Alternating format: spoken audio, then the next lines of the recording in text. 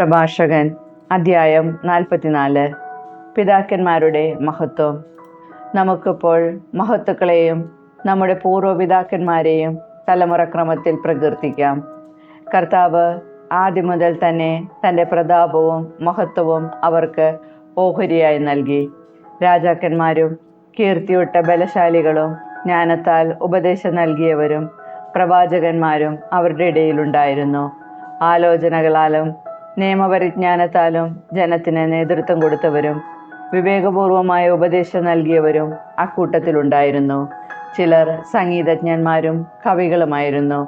വിഭവസമൃദ്ധിയുള്ളവരും സ്വവസതികളിൽ സമാധാനപൂർവ്വം വസിച്ചവരുമാണ് ചിലർ. ഇവർ തങ്ങളുടെ തലമുറകളിൽ ബഹുമാന്യതരും കാലത്തിൻ്റെ മഹിമയുമായിരുന്നു. ജനങ്ങൾ പ്രകീർത്തിച്ച പ്രസിദ്ധരാണ് ചിലർ. സ്മരണ അവശേഷിപ്പിക്കാതെ മാഞ്ഞുപോയവരുമുണ്ട്. ജീവിക്കുകയോ ജനിക്കപോലുമോ ചെയ്തില്ലെന്ന് തോന്നുമാറ് അവർ മൺമറഞ്ഞു. അവരുടെ മക്കളും അങ്ങനെ തന്നെ. എന്നാൽ അവർ കാരുണ്യമുള്ളവരായിരുന്നു. അവരുടെ സൽപ്രവർത്തികൾ വിസ്മരിക്കപ്പെട്ടിട്ടില്ല.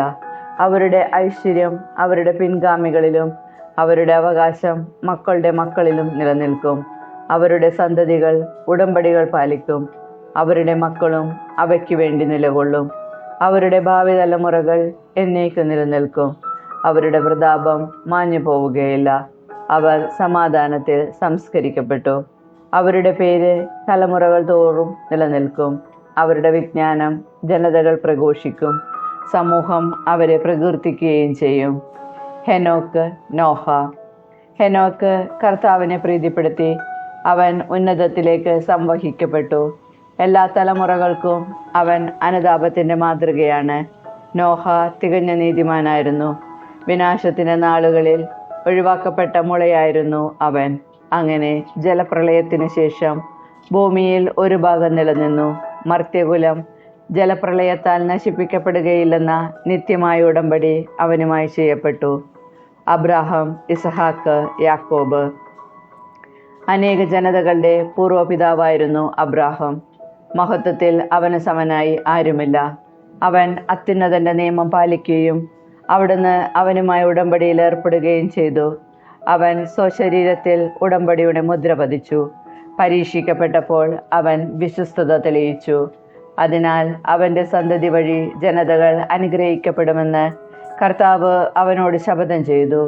ഭൂമിയിലെ മണൽത്തരി പോലെ അവനെ വർദ്ധിപ്പിക്കുമെന്നും അവൻ്റെ സന്തതി ആകാശത്തിലെ നക്ഷത്രങ്ങൾ പോലെ പെരുകുമെന്നും അവർ സമുദ്രം മുതൽ സമുദ്രം വരെയും മഹാനദി മുതൽ ഭൂമിയുടെ അതിർത്തികൾ വരെയും അവകാശമാക്കാൻ ഇടവരുത്തുമെന്നും അവന് വാഗ്ദാനം ലഭിച്ചു. ഇസഹാക്കിനും പിതാവായ അബ്രാഹാം മൂലം അതേ വാഗ്ദാനം നൽകപ്പെട്ടു. എല്ലാ മനുഷ്യർക്കും വേണ്ടിയുള്ള അനുഗ്രഹവും ഉടമ്പടിയും യാക്കോബിൻ്റെ ശിരസിൽ അവിടുന്ന് വെച്ചു. അവിടുന്ന് അവനെ അംഗീകരിച്ച് പൈതൃകാവകാശം നൽകി. അവിടുന്ന് ഓഹരി നിശ്ചയിച്ച് അത് 12 ഗോത്രങ്ങൾക്കായി ഭാഗിച്ചു കൊടുത്തു.